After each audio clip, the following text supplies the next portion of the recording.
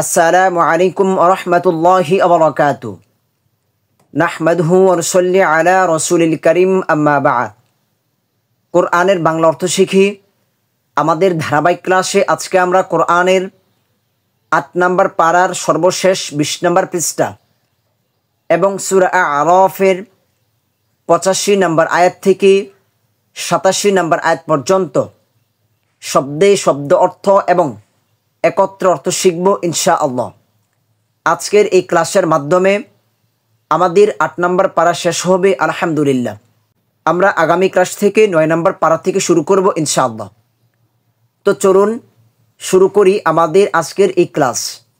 আউযু বিল্লাহি মিনাশ শাইতানির রাজীম। বিসমিল্লাহির রহমানির রহিম। وإلى مدين أخاهم شعيبا قال يا قوم اعبدوا الله ما لكم من إله غيره قد جاءتكم بينة من ربكم فأوفوا الكيل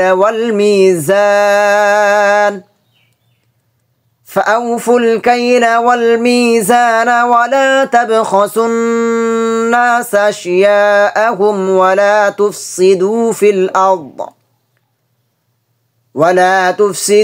في الأرض بعد إصلاحها ذلكم خير لكم إن كنتم مؤمنين। وإلى واو ওয়াও অর্থ হচ্ছে আর, ইলা অর্থ হচ্ছে দিকে, প্রতি। এখানে একটি ক্রিয়া যে প্রেরণ করেছি, একটি ক্রিয়া উজ্জ রয়েছে। মাদিয়ানের আখহুম তাদের ভাই, আখ মানে হচ্ছে ভাই, আর এই হুম অর্থ হচ্ছে তাদের, মানে হচ্ছে ওই মাদিয়ানবাসীর। শুআইব আলাইহিস সালাতু ওয়াস সালামকে। ক্বালা সে বলল, অর্থাৎ শুআইব আলাইহিস সালাতু ওয়াস সালাম বলল, ইয়া কওমি হে আমার জাতি, হে আমার কওম জাতি, উ'বুদু তোমরা ইবাদত করো, ইবাদত করো। কার ইবাদত করো? আল্লাহ আল্লাহর। মা অর্থ হচ্ছে নেই, লাকুম তোমাদের জন্য, লা জন্য, কুম তোমাদের জন্য, মিন থেকে বা কোনো, ইলাহিন উপাস্য, ইলাহ, গয়রুহু তিনি ব্যতীত, গয়র মানে কি? ব্যতীত, ছাড়া। এই হু অর্থ হচ্ছে তিনি বা সে। এখানে আল্লাহ সুবহানাহু ওয়া তাআলার সর্বনাম ব্যবহার করা হয়েছে, যে আল্লাহ ব্যতীত। কদে অর্থ হচ্ছে অবশ্যই, নিশ্চয়ই। জাআতকুম তোমাদের কাছে এসেছে, জাআত এসেছে, কুম তোমাদের কাছে এসেছে, বাইয়িনাতুন সুস্পষ্ট প্রমাণ, বাইয়িনা সুস্পষ্ট প্রমাণ। মিন অর্থ হচ্ছে থেকে, রব্বিকুম তোমাদের রবের, রব মানে হচ্ছে আল্লাহ রব। এই কুম অর্থ হচ্ছে তোমাদের, দমির সর্বনাম, সবসময় মনে রাখবেন কুম। এই যে এখানে কুম তোমাদের, এই যে এখানে কুম তোমাদের, আবার এই যে এখানে কুম তোমাদের, অনেক ব্যবহার হয়েছে, এগুলো একটু খেয়াল রাখার চেষ্টা করবেন। ফাউফু অতএব তোমরা পূর্ণ করো, ফা অর্থ হচ্ছে অতঃপর, অতএব। আউফু তোমরা কি করো? পূর্ণ করো। তোমরা শব্দের শেষে ওয়াও আলিফ, শব্দটি বহুবচন। আল কাইলা পরিমাপ, অল মিজানা ওজন, ওয়াও অর্থ হচ্ছে আর বা মিজান ওজন, পাল্লা, যে মিজানের পাল্লা আমরা বলে থাকি না। ওয়ালা তাবখাসু আর তোমরা কম দিও না। ওয়াও অর্থ হচ্ছে আর, লা নাবোধক, তবে খসু তোমরা কি করো না? কম দিও না। আর নাসা মানুষদের, নাস কুল আউযু বিরাব্বিন নাস, নাস অর্থ হচ্ছে মানুষ। কোরআনে শব্দার্থ শিখি, ওইখানেই শব্দগুলো আমরা শিখেছি। আশিয়াআহুম তাদের দ্রব্যাদি, এই হুম অর্থ হচ্ছে তাদের, আশিয়া দ্রব্যাদি যে জিনিসপত্র। ওয়ালা তুফসিদু আর তোমরা নৈরাজ্য সৃষ্টি করো না। ওয়াও অর্থ হচ্ছে আর, লা নাবোধক, তুফসিদু ফাসাদ সৃষ্টি করো না, নৈরাজ্য সৃষ্টি করো না, বিশৃঙ্খলা। ফি, ফি অর্থ হচ্ছে মধ্যে, আল আরদি, আরদুল মানে পৃথিবী, ফিল আরদি পৃথিবীর মধ্যে। শব্দের শেষে যখন আমরা জের দেখব অধিকাংশ ক্ষেত্রে দুটি শব্দের মাঝখানে বাংলার একটি র ব্যবহার হবে।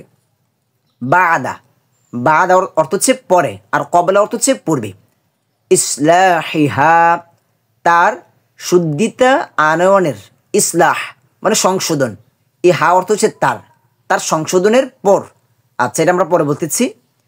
যালিকুম, এটা, খয়রুন কল্যাণকর, লাকুম তোমাদের জন্য, লা জন্য, কুম, কুম অর্থ হচ্ছে তোমাদের, দমের সর্বনাম। ইন যদি, কুম তুম তোমরা হও, তুম, তুম অর্থ হচ্ছে তোমরা, শব্দের শেষে তা, তুমা, তুম, তি, তুমা, তুন্না শব্দের শেষে আগের হরফে যদি সাকিন থাকে শব্দটি অতীতকালীন ক্রিয়াপদ। মুমিনিনা, মুমিন কারা, বিশ্বাসী। আচ্ছা, একত্র অর্থ দেখি, বুঝার চেষ্টা করি। আমি কে বলতেছে? আল্লাহ সুবহানাহু ওয়া তাআলা বলতেছে মাদিয়ানের প্রতি, মাদিয়ানবাসীর প্রতি তাদের ভাই শুআইবকে প্রেরণ করেছি। শুআইব আলাইহিস সালাতু ওয়াস সালাম, সে বলল, হে আমার সম্প্রদায়, শুআইব আলাইহিস সালাতু ওয়াস সালাম বলল, তোমরা আল্লাহর ইবাদত করো, তিনি ব্যতীত তোমাদের কোনো উপাস্য নেই।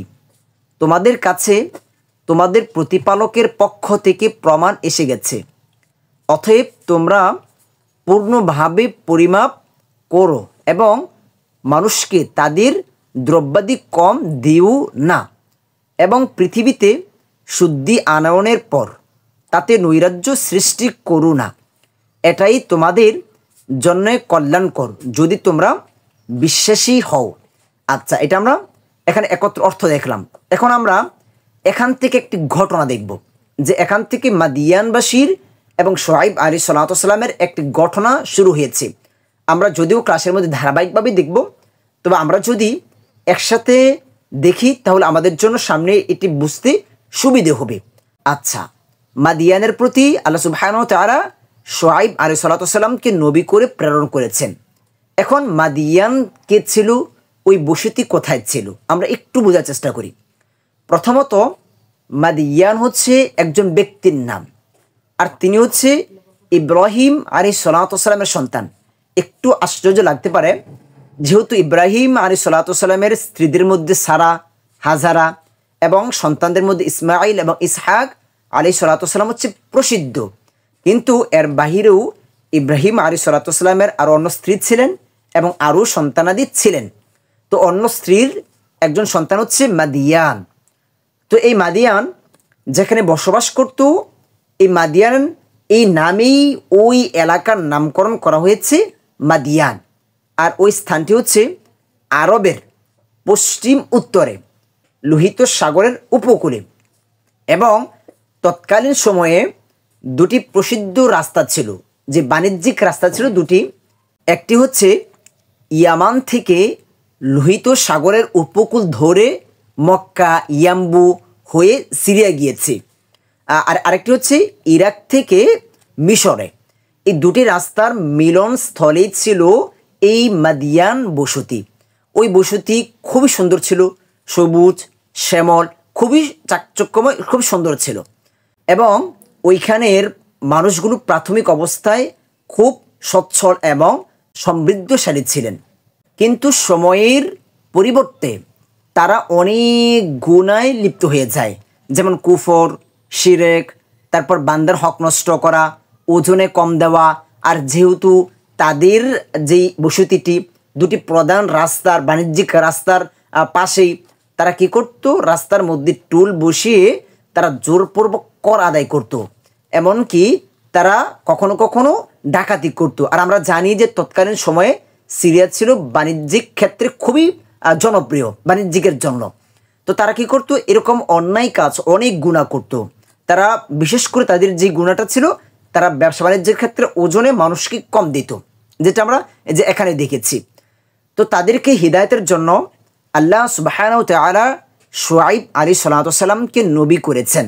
আর এই শুআইব আলাইহিস সালাতু ওয়াস সালাম হচ্ছে মাদিয়ানের বংশধর। তাহলে ইব্রাহিম আলাইহিস সালাতু ওয়াস সালামের বংশধর। শুআইব আলাইহিস সালাতু ওয়াস সালাম অন্যান্য নবীদের মতোই সাধারণত যে লা ইলাহা ইল্লাল্লাহ, এই কালিমার দাওয়াত দিয়েছেন, তাওহীদের দাওয়াত দিয়েছেন, তাদেরকে সত্যের পথে আহ্বান করেছেন এবং তারা যে অন্যায়গুলো করতেছে এগুলো থেকে নিষেধ করেছেন, তাদেরকে ওজনে কম দিতে নিষেধ করেছেন। কিন্তু তারা এই শুআয়ব আলাইহিস সালামের এই দাওয়াতকে তারা প্রত্যাখ্যান করে, শুআয়ব আলাইহিস সালামকে প্রত্যাখ্যান করে। এমনকি যখন কোনো মানুষ শুআয়ব আলাইহিস সালামের কাছে যেত তখন তারা বাধা দিত। এমন এক পর্যায়ে এমন হয়েছে যে ওই কাফিররা শুআয়ব আলাইহিস সালামকে হুমকি দিয়ে বলছে যে তুমি হয়তোবা আমাদের এই দিন, এই যে কাফিরদের যে দিন রয়েছে শিরকি, এই দিন তুমি গ্রহণ করবে, আর নয়তোবা আমরা তোমাকে এই বসতি থেকে বের করে দিব। তারপর শুআয়ব আলাইহিস সালাম আল্লাহর কাছে দোয়া করলেন, হে আল্লাহ, আপনি আমাদের এবং আমাদের কওমের মধ্যে আপনি সত্য প্রকাশ করে দিন এবং তাদের উপর আমাদেরকে জয়যুক্ত করুন। তারপর আল্লাহ সুবহানাহু ওয়া তাআলা আকাশ থেকে আগুনের বৃষ্টি বর্ষণ করেছেন এবং জমিনে ভূমিকম্পের মাধ্যমে তাদেরকে ধ্বংস করেছেন। সূরা হুদ 94 নম্বর আয়াতে আল্লাহ সুবহানাহু ওয়া তাআলা বলেছেন, আর যখন আমার হুকুম এসে পৌঁছেছে আমি মুক্তি দিলাম শুআয়বকে এবং তার সাথে যারা ঈমান এনেছিল নিজ রহমতে, এবং ওই জালিমদেরকে আক্রমণ করল এক বিকট গর্জন, অতঃপর তারা নিজ নিজ গৃহে উপর হয়ে পড়ে রইল মৃত অবস্থায়। এভাবে আল্লাহ সুবহানাহু ওয়া তাআলা মাদিয়ানবাসীকে ধ্বংস করেছেন। তো আমরা সংক্ষেপে এখানে জেনে নিলাম যে মাদিয়ানবাসী কারা ছিল, কোথায় ছিল তাদের বাসভূমি। আচ্ছা, এই আয়াতে আরেকটি প্রশ্ন হচ্ছে এখানে যে পৃথিবীতে শুদ্ধি আনয়নের পর, যে পৃথিবীর সংস্কারের পর, এখানে পৃথিবীর সংস্কার এটা দুভাবে হতে পারে। একটি হচ্ছে যে পৃথিবীর মধ্যে আল্লাহ সুবহানাহু ওয়া তাআলা যে খুব সুন্দর করে পৃথিবীকে সাজিয়েছেন, সমস্ত কিছুকে আল্লাহ সুবহানাহু ওয়া তাআলা খুব সুন্দর করে সৃষ্টি করেছেন। যেরকম মনে করেন গাছপালা, পাহাড় পর্বত, এগুলো যে তোমরা কি করো না, এগুলো যে ধ্বংসের মাধ্যমে তোমরা আযাব গজব নিয়ে এসো না, এটা হচ্ছে একটা। আর আরেকটি হচ্ছে যে নবীদের মাধ্যমে, রাসূলদের মাধ্যমে আল্লাহ সুবহানাহু ওয়া তাআলা পৃথিবীর মানুষদেরকে যে শুদ্ধি করেছেন, মানুষদেরকে হকের দাওয়াত দিয়েছেন, এগুলো অমান্য করিও না, এগুলোর পরেও তোমরা কি করো না, নৈরাজ্য সৃষ্টি করো না। এটার সংক্ষেপে এটাই। আচ্ছা, দেখি আমরা পরের আয়াত। ولا تقعدوا بكل صراط توعدون وتصدون عن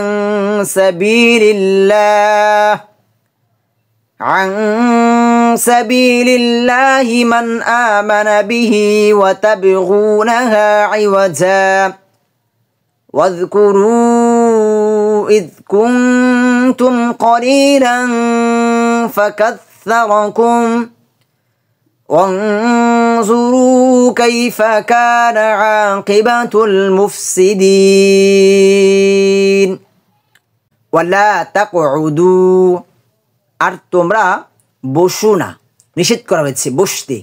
ওয়াও অর্থ হচ্ছে আর, লা নাবুদক নিষেধ, তাকউদু তোমরা বসো, লা তাকউদু তোমরা বসিও না, বিকুল্লি প্রত্যেক, কুল্লি মানে কি, কুল্লি প্রত্যেক, সব, সিরাতিন রাস্তায়, সিরত মানে কি রাস্তা, তুইদুনা তোমরা ভয় দেখাবে, ওয়াতাসুদ্দুনা আর তোমরা বাধা দিবে, ওয়া অর্থ হচ্ছে আর, তাসুদ্দুনা যে তোমরা বাধা দিবে, আন থেকে, সাবিলি পথ, আল্লাহি আল্লাহর, মান যে, আমানা ঈমান এনেছে, বিহি তার উপর অর্থাৎ শুআয়ব আলাইহিস সালামের উপর, ওয়াতাবগুনাহা এবং তাতে অনুসন্ধান করবে, ওয়া অর্থ হচ্ছে এবং, তাবগুনা অনুসন্ধান করবে, হা অর্থ হচ্ছে তাতে, ইওয়াজান কোনো বক্রতা, ওয়াজকুরু ওয়া অর্থ হচ্ছে আর, উজকুরু তোমরা কি করো, স্মরণ করো, জিকির, জিকির মানে কি স্মরণ, স্মরণ করো, ইজ অর্থ হচ্ছে যখন, কুনতুম তোমরা ছিলে, তুম তা তুমা তুম তি তুমা তুন্না, আগের হরফে কি আছে, সাকিন আছে, শব্দটি অতীতকালীন ক্রিয়াপদ। কলিলান অল্প সংখ্যক, কলিল কলিল মানে হচ্ছে কম, অল্প। ফাকাসসারাকুম অতঃপর তোমাদের সংখ্যাধিক্য করেছেন। ফা ফা অতঃপর কাসসার অধিক করেছেন, কুম তোমাদের। ওয়াং জুরু আর লক্ষ্য করো, ওয়া অর্থ হচ্ছে আর, উংজুরু তোমরা কি করো, লক্ষ্য করো। কাইফা কেমন, কিভাবে। কানা ছিল, আকিবাতু পরিণতি, আল মুফসিদিনা বিপর্যয় সৃষ্টিকারীদের, ফাসাদ সৃষ্টিকারীদের, বিশৃঙ্খলা সৃষ্টিকারীদের। আচ্ছা, এখন একত্র অর্থ দেখি আমরা। আর তোমরা প্রত্যেক রাস্তায় এজন্য বসো না যে যারা আল্লাহর উপর ঈমান আনে তাদের তোমরা ভয় দেখাবে ও আল্লাহর পথ হতে বাধা দেবে।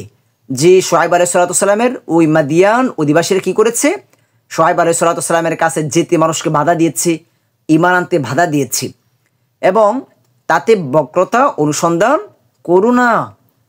স্মরণ করো যখন তোমরা সংখ্যায় অল্প ছিলে, অতঃপর আল্লাহ তোমাদের সংখ্যাধিক্য করেছেন, এবং লক্ষ্য করো কিরূপ ছিল বিপর্যয় সৃষ্টিকারীদের পরিণতি।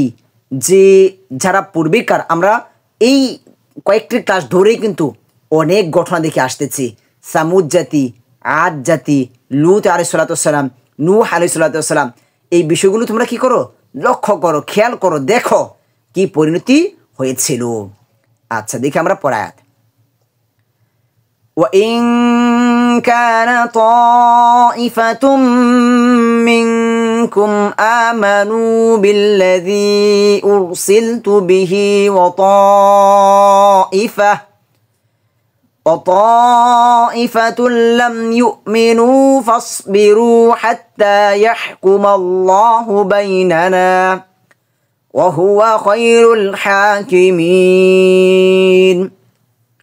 وإن ওয়াও অর্থ হচ্ছে আর, ইন অর্থ হচ্ছে যদি।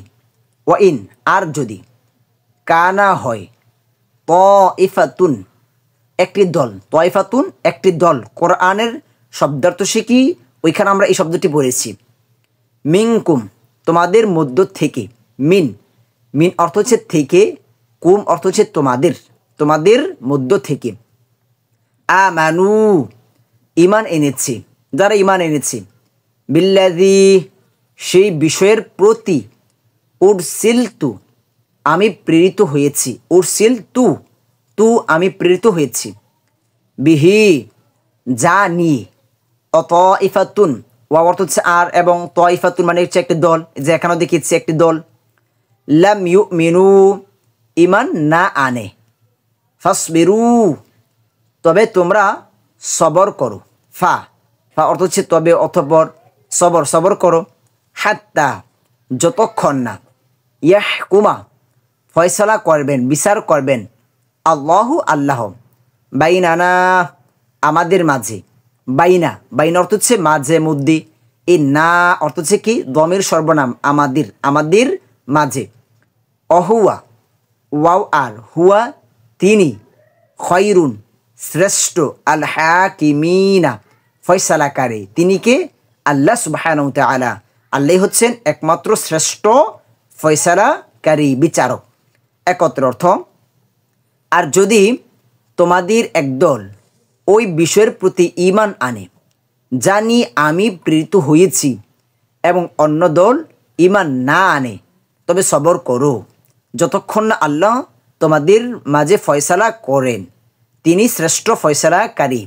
এখানে শুআয়ব আলাইহিস সালাম তার অনুসারী যারা ঈমান এনেছে তাদেরকে সান্ত্বনা স্বরূপ বলতেছেন। তো আমাদের ক্লাস আজকে এখানে শেষ হবে। আজকে আমাদের 8 নাম্বার পারা শেষ হয়েছে। আমরা এই ঘটনার আরও কিছু অংশ 9 নাম্বার পারাতেও দেখব। তবে আমরা ঘটনাটি কিন্তু সংক্ষেপে আমরা আগেই শুনে নিয়েছি, যেন আমাদের জন্য সহজ হয়। তো আমাদের ক্লাসগুলো ধারাবাহিকভাবে দেখার চেষ্টা করবেন ইনশাআল্লাহ। আর বরাবরের মতো আমরা এই কথা বলে আসছি যে একটি খাতা তৈরি করবেন, খাতার মধ্যে আপনি সংক্ষেপে নোটগুলো করে রাখবেন যে এই যে একটি ঘটনা, শুআয়ব আলাইহিস সালাম মাদিয়ান, যে শুআয়ব আলাইহিস সালাম কোন গোত্রের নবী ছিলেন, বা কোন জাতির জন্য নবী ছিলেন। তারপর লূত আলাইহিস সালাম, যেই গঠনটা আমরা শিখতেছি, এটি আপনি কি করবেন, আপনি একটা খাতায় নোট করে সংক্ষেপে সূরা আয়াত নাম্বার লিখে ঘটনা সংক্ষেপে সারাংশটা আপনি লিখে রাখবেন। তারপর অনেক আয়াত রয়েছে যা আল্লাহ সুবহানাহু ওয়া তাআলা কোনো বিষয়ে আদেশ করেছেন বা নিষেধ করেছেন, এগুলোকে আপনি সংক্ষেপে লিখে রাখবেন। আমলের কিছু আয়াত, এগুলোকে আপনি সহজে লিখে রাখবেন। তো এগুলোকে লিখে রাখলে আপনার উপকারটা কি হবে, যে আমরা তো সহজে সম্পূর্ণ কোরআন মুখস্থ রাখতে পারবো না। আমরা যদি একটা খাতা লিখে রাখি, অন্ততপক্ষে যদি আমরা এই খাতাটা দেখি, তাহলে দেখা গেছে এই আয়াতগুলো আমাদের স্মরণে চলে আসবে। তখন এই আয়াতগুলোর উপরে আমাদের চলা সহজ হবে, আমরা আমল করতে পারবো সহজে। আর যদি আমরা এখন একবার দেখলাম আবার ভুলে গেলাম, তাহলে কিন্তু এর কোনো ফায়দা হবে না। আর আরেকটি কথা হচ্ছে, আমরা বলে আসতেছি যে আমরা সংক্ষেপে কোরআনের গ্রামারের উপর আমরা অল্প কিছু লাইভ ক্লাস করবো ইনশাল্লাহ। আমরা সর্বোচ্চ চেষ্টা করব আগামী শুক্রবার রাত্র 9টা থেকে আমরা ইনশাল্লাহ রাত্রে 9টাকে আমরা লাইভে এসে আমরা ক্লাসগুলো করার চেষ্টা করব ইনশাআল্লাহ। আমরা ইনশাআল্লাহ তারপরেও আমাদের যে ফেসবুক রয়েছে আরবিতে কোরআনের বাণী, ওই পেজের মধ্যে আমরা এ বিষয়ে আমরা জানিয়ে দেব ইনশাআল্লাহ। আপনারা ওইখানে পেজও আমাদের ফলো রাখবেন ইনশাআল্লাহ। তো আজকের মতো আমাদের ক্লাস এখানে শেষ করব। সকলের কাছে দোয়া চাই, সকলের সুস্বাস্থ্য কামনা করি। আসসালামু আলাইকুম ওয়া রাহমাতুল্লাহি ওয়া বারাকাতুহু।